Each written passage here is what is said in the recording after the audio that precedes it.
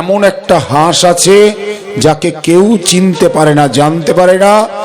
এমন একটা চক্র আছে যার কাছে কেউ রেহাই পায় না। তোমরা কি এই প্রশ্নগুলোর উত্তর জানো?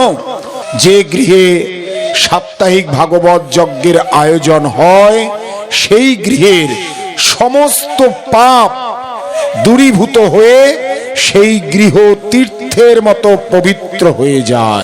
যদি মনে করো ভগবানের ঋণ তো শোধ হবে না, কিন্তু আমি ওই আসা যাওয়া করতে চাই না, আসা যাওয়ার চক্রে পড়তে চাই না, আমি এই মানব জীবন ছেড়ে আর ওই কুকুর বিড়াল হতে চাই না, দরকার হলে আবার মানব জীবন যেন পাই বা এর থেকে উঁচু জায়গায় যেন যেতে পারি, কিন্তু কোনো মতেই নিচু জনিতে যেন না যাই।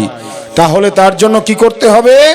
জীবনে সুকৃতি থাকে, পূর্বপুরুষের আশীর্বাদ থাকে, তোমার পিতা মাতার কৃপা তোমার উপরে থাকে, সদ্গুরুর চরণাশ্রয় করে থাকো, তাহলে যেখানে কৃষ্ণ কথা হচ্ছে সেখানে যাও, সেখানে বসো, কৃষ্ণ কথার রস আস্বাদন করো।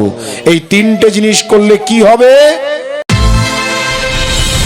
আনন্দ নিকেতনে আপনাকে স্বাগত জানাই। ভিডিওটি ভালো লাগলে ভিডিওটিতে একটি লাইক, কমেন্ট ও শেয়ার করবেন এবং সাবস্ক্রাইব করে পাশে থাকবেন।